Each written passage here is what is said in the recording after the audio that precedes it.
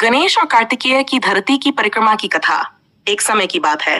कैलाश पर्वत पर भगवान शिव और माता पार्वती के दो पुत्र गणेश और कार्तिकेय आपस में मित्रतापूर्ण प्रतियोगिता में थे। एक दिन भगवान शिव और माता पार्वती ने अपने दोनों पुत्रों की बुद्धि और भक्ति की परीक्षा लेने का निश्चय किया। उन्होंने कहा, जो भी धरती की 3 बार परिक्रमा करके पहले लौटेगा उसे पुरस्कृत किया जाएगा। कार्तिकेय, जो युद्ध और विजय के देवता थे, अपने तेज और शक्तिशाली वाहन मयूर पर सवार होकर तेजी से धरती की परिक्रमा करने निकल पड़े।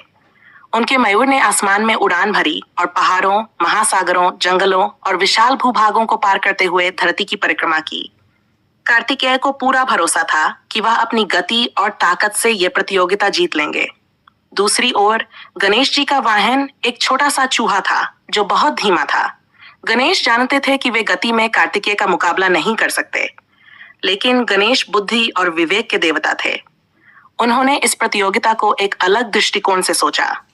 उन्होंने समझा कि धरती का वास्तविक अर्थ उनके लिए उनके माता पिता भगवान शिव और माता पार्वती हैं, क्योंकि वे ही उनका संपूर्ण संसार हैं। इस बात को समझते हुए गणेश ने अपने माता पिता के सामने खड़े होकर 3 बार उनकी परिक्रमा की। परिक्रमा समाप्त करने के बाद उन्होंने श्रद्धापूर्वक हाथ जोड़कर कहा, मेरे लिए आप दोनों ही सारा संसार हैं। आपकी परिक्रमा करना ही धरती की परिक्रमा करना है। भगवान शिव और माता पार्वती गणेश की इस बुद्धिमानी और भक्ति से बहुत प्रभावित हुए। उन्होंने गणेश को प्रतियोगिता का विजेता घोषित किया और उनकी बुद्धिमत्ता की सराहना की। जब कार्तिकेय धरती की 3 बार परिक्रमा करके लौटे तो वे पहले आश्चर्यचकित हुए, लेकिन जल्द ही उन्हें गणेश के कार्य का गूढ़ अर्थ समझ में आ गया।